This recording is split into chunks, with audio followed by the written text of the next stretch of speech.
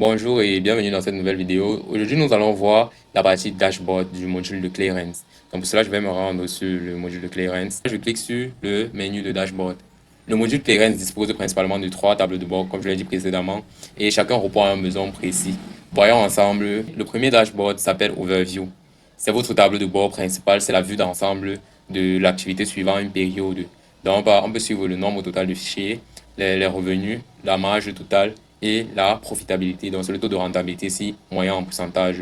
Et vous avez d'autres indicateurs en dessous, dans les KPI. Et le premier KPI, c'est là, c'est le monthly gain vs loss. Donc ici, il affiche en bas verte vos gains et en bas rouge vos pertes.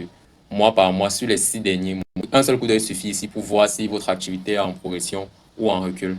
Puis nous avons le deuxième statut qui est le by status. Ici, c'est un camembert qui répartit vos dossiers selon trois catégories, la profitabilité, le déficit et le balance. Il vous dit quel pourcentage de vos dossiers sont rentables sur la période. Et bien, le troisième graphique, c'est une courbe qui montre l'évolution de votre marge dans le temps. Donc, ces trois graphiques se filtrent en suivant la période, l'utilisateur, par exemple le client et même les statuts. Et après avoir modifié ça, il faut toujours cliquer sur le bouton de Apply pour que les filtres se mettent à jour et que les calculs se fassent automatiquement. Dans le deuxième tableau de bord, c'est le tableau de bord de Performance by User. Donc ici l'affiche plus les performances suivant vos utilisateurs. Ici, vous pouvez suivre les performances sur une période, par exemple, d'un de vos agents ou d'un de vos clients. Et il mettra à jour les indicateurs pour vous présenter cela. Donc, par exemple, le nombre d'agents qui sont actifs avec les fichiers en actif, le meilleur agent, la marge totale et le nombre de fichiers en perte. En dessous, le Perform My User qui affiche pour chaque agent trois barres. La barre verte pour les gains, la barre rouge pour les pertes et la bleue pour le chiffre d'affaires. En tant que manager, vous identifiez immédiatement quel agent performe et lequel a des dossiers déficitaires qui méritent un suivi. Le deuxième graphique montre la répartition des dossiers par agent selon le statut de rentabilité. Le troisième dashboard s'appelle Advanced Analysis. C'est le tableau de bord croisé dynamique et c'est le dashboard le plus puissant des trois. Il vous permet d'analyser vos données sur tous les angles. Bon, les colonnes sont organisées en deux groupes. Déficitaire à gauche pour les dossiers non rentables et excédentaire à droite pour les dossiers rentables. Pour chaque groupe, vous avez la marge absolue, la marge en pourcentage, le taux de rentabilité, le nombre de dossiers. Vous pouvez personnaliser cette analyse, par exemple filtrer sur la période ici via l'interface de recherche, regrouper suivant par exemple le mois ou le statut et changer par exemple de vue.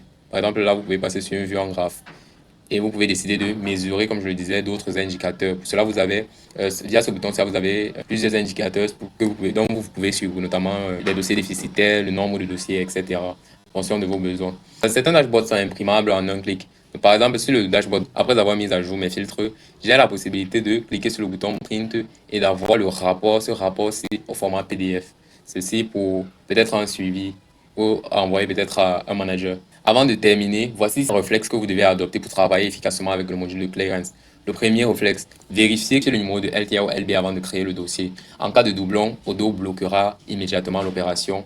Le deuxième réflexe, c'est renseigner les frais au fur et à mesure. N'attendez pas la fin de l'opération pour saisir les coûts. Chaque fois que vous avez un frais que vous pouvez enregistrer, cessez-le instantanément pour que la marge soit toujours à jour.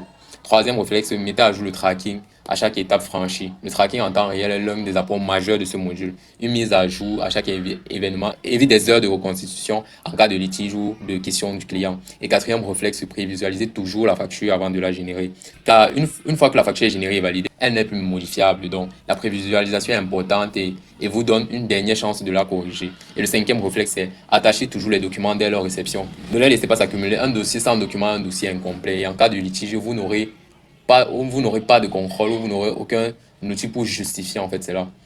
Nous arrivons ainsi à la fin de cette formation sur le module Clearance. Vous savez maintenant comment créer un dossier de A à Z, de saisir les informations de base jusqu'à la génération de factures et vous savez mettre à jour le tracking à chaque étape de transit.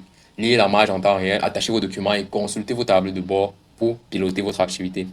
La prochaine étape est la pratique. Ouvrez votre instance, prenez un dossier réel en cours et reproduisez chaque étape que nous venons de voir. Plus vous pratiquez, plus le module devient un outil naturel dans votre quotidien. Pour toute question ou accompagnement, l'équipe CloudApps est disponible. D'ici là, portez-vous bien et à très bientôt pour d'autres vidéos.